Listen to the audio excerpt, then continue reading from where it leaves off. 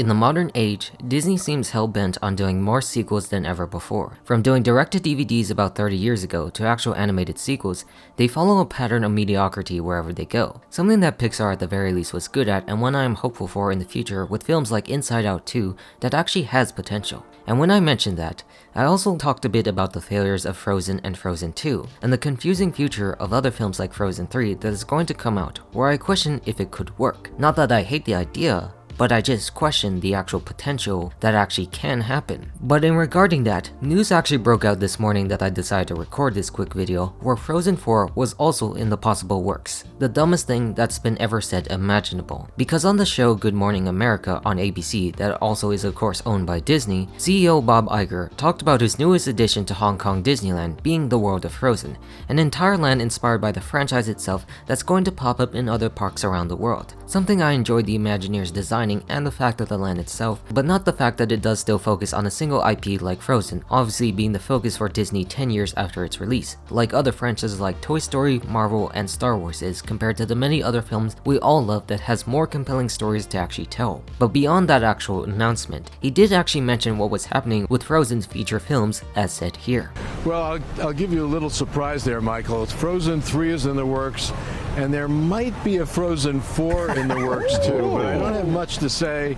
about those films right now. But Jen Lee is hard at work with her team at Disney Animation on not one, but actually 2 stories. So as we can see here, he confirmed the existence of Frozen 3 again as he did earlier in this year, and also the possibility that Frozen 4 could actually come next. The key word being in the sentence is might be, waiting on how the film might end up looking back on the undeserved success of Frozen 2. And the only major reason he says something like this, other than the fact that the third film hasn't even been started to remotely being worked on, is because of their other failures this year that was added on with the Marvels. And because of that, they obviously have to go back to play it safe with what they know in order to recoup their costs. Because at this very moment, and because of those statements, I just wanted to talk about that and why it is truly a bad idea for this to happen. That worries me even though I consider the potential of its third film. Yes, Frozen 4 is a so-and-so situation at this point in time, but the fact that Bob here, who has the job I actually want in my future, says this after everything he said recently to the media to pull back on these certain films after their failures and franchises at the box office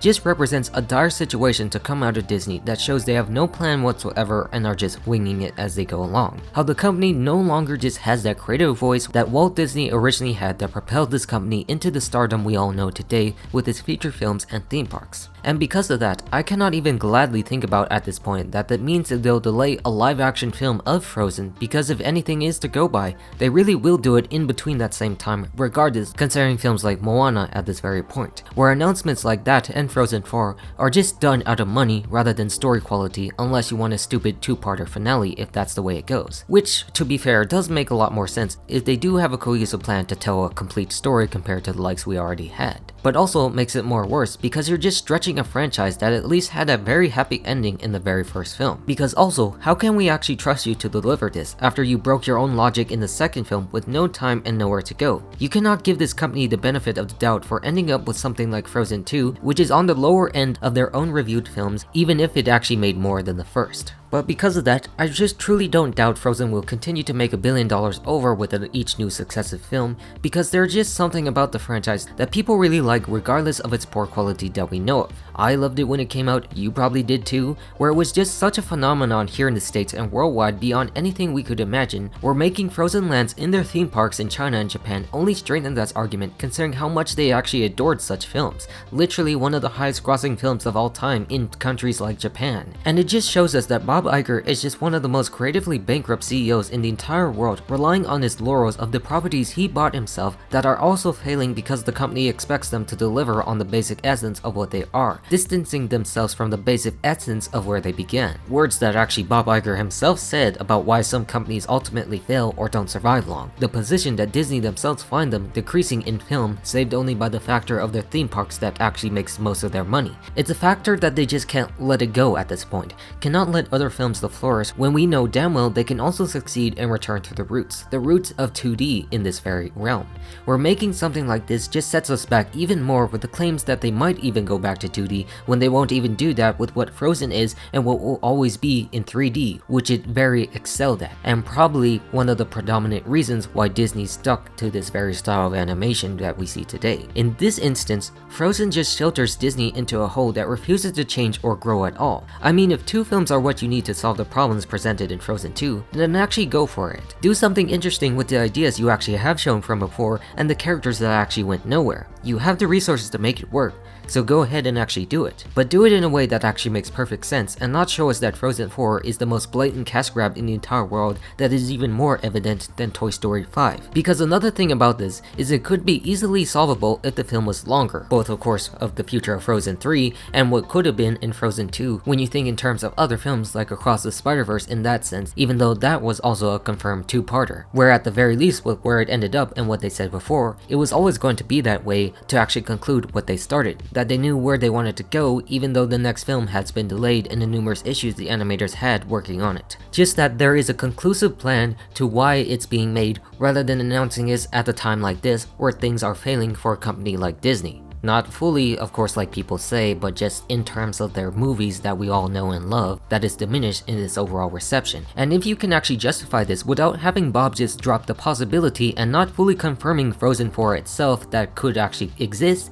then maybe it can work. But I just can't see that happening at all considering the current reception of the 2-parter films and the continuous lines of sequels that Disney makes that aren't actually impressive. Like how other franchises that we know like Fast and Furious are running their course and declining in quality, and every property that Disney actually owns at this point like Star Wars and Marvel. It's just a much more worse situation with these sequels, more than their own countless direct-to-DVDs in the past that had multiple films already, because it's being released to the majority of the public, all through the release of their Prime Animation Studio rather than the other smaller ones they had that are now shut down. I mean, if you actually look back upon it, they already butchered their other films like Ralph Breaks the Internet, which had some potential to go, but now nowhere to go after everything they did. Nothing to do since they ruined their own logic of the world and the places their characters go with their arcs actually ending up. Doing something similar in Frozen 2 to a more understandable yet half-baked degree. No purpose to why they actually should leave after what they actually learned overall in the first film that left a decent conclusion. This also isn't helped by the numerous amounts of shorts they have released involving the characters itself in the overall Frozen franchise that is even more than any of the other films could have with what they did, oversaturating them to the largest degree. Always everywhere every November or December of the year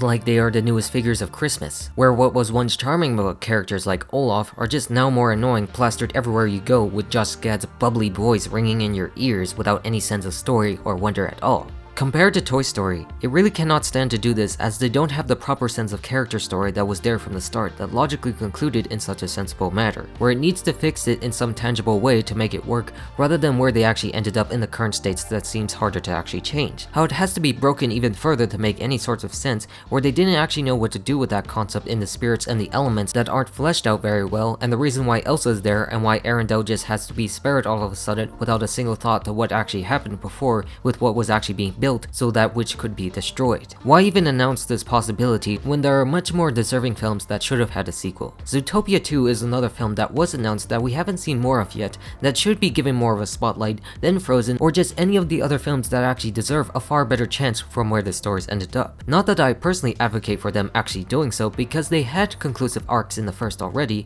but why actually do this when they could have done something more interesting like Moana 2 instead of the series and the live action film that they're actually going to release? I mean, I get that point because of The Rock and his massive ego, but that seems much more sound for a film compared to what is already on that schedule. Because if this is a possibility and both films end up succeeding, then that could only mean more of the same, leading into another possibility of Frozen 5 being released and even having a dreadful Toy Story 6 if that is on the cards. The cycle just keeps eating itself and doesn't want to do more if the only major billion successes are these types of films and nothing else that they ever release. Whereas Zootopia is the only other major film to also do that as well in that same time frame, and those sequels could mean more of the same for them. Where better films like Tangled and Moana actually never reached those numbers at all and never got theatrical continuations